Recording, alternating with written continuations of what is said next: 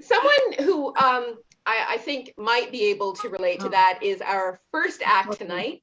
Our first act is Ashley Perna. She is a comic out of Kingston. And Ashley tells me that once she flawlessly applied a piece of makeup while she was in the passenger seat of a car driving along the 401. And you know, that's a thing. That's a thing.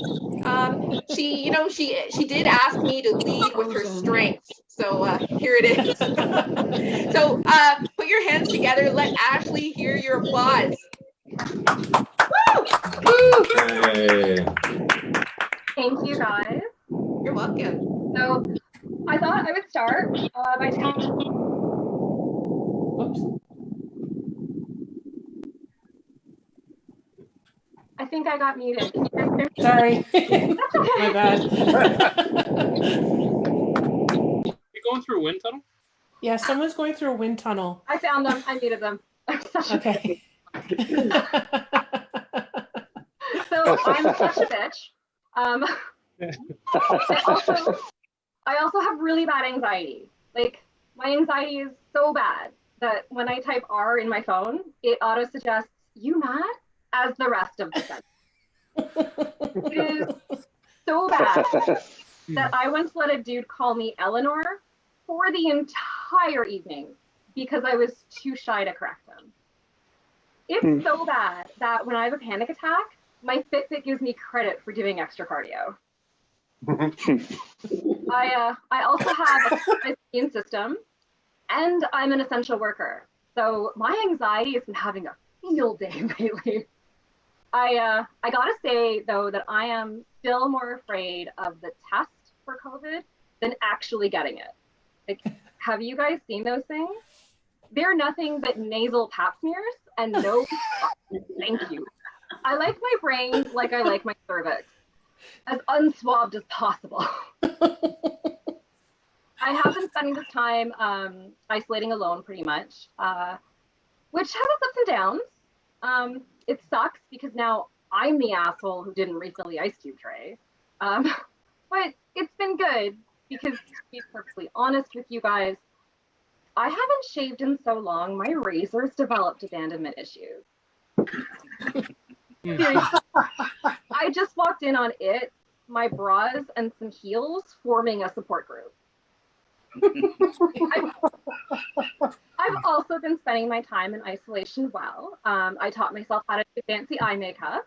I did get a few like makeup's a trick comments on Facebook, which really, like, I'm sorry that you thought my eyes were naturally gray and sparkly, but that one's kind of on you. Another important thing about me is that I come from a broken home. Still, tradition is super, super important.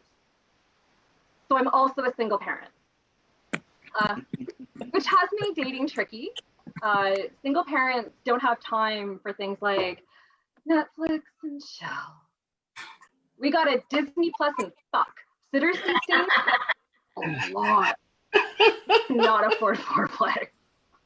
And like, that's even if you can get a date. Most women assume I'm straight, which I haven't been since I saw The Princess Bride as a child. And so many guys think like, I don't want to raise someone else's kid. And like, relax. I barely let his dad help me raise him, and we have 50-50 custody. Trust me, my dude, you and your bed sheets for curtains are gonna be just fine. I did try the whole online dating thing, even though we all know it's only good for disappointing sex. Like, you know the kind where he jackhammers you for 38 whole seconds before flopping on top of you like a dead fish and saying, "Did you come?" You know. To be fair though, I also hate the guys that are like, "I'm gonna pound you all day," because first, ouch. Second, I got shit to do. And third, let's all be realistic about both of our staminas in this situation. My first online date was so bad, I actually Googled whether or not you have to be Catholic to join a nunnery afterwards. Turns out, by the way, you do, So yeah, even gods rejected me,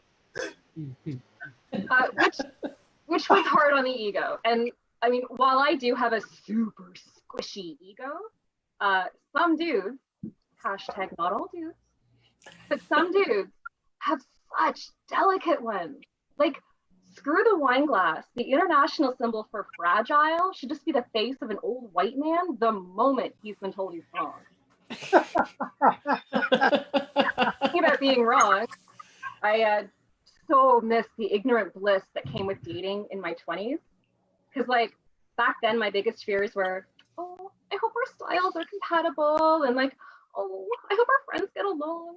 And then you hit your 30s, and it turns into like, do they load the dishwasher properly? And God, I hope our fetishes are compatible. And like, fuck, will our cats get along? I mean, your 30s are weird, man. Like, one minute you're telling them you're into choking and foot stuff, and the next you're mid-coitus dealing with a Charlie horse. I mentioned a while back that I'm not straight. My sexuality could best be described as I am open to being rejected by people of all genders and Judeo-Christian gods, apparently. It's a bit wordy though, so I've opted for queer. And one of the first girls I ever dated was Stephanie. Now, Stephanie did open with, how many men have you fucked? Which admittedly was a big red flag. But, bull that I am, I ran headfirst into that one. And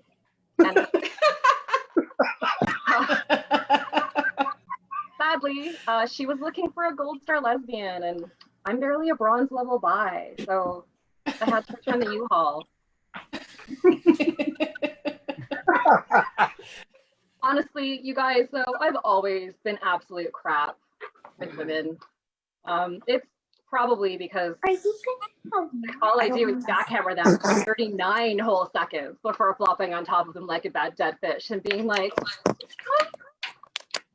you guys.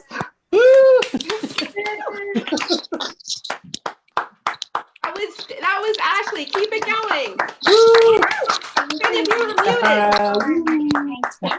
Thank you so much, Ashley. You talked a little bit about anxiety. Maybe. You talked a little bit about anxiety and being afraid, and I find that in this COVID period, nothing makes me more terrified than seeing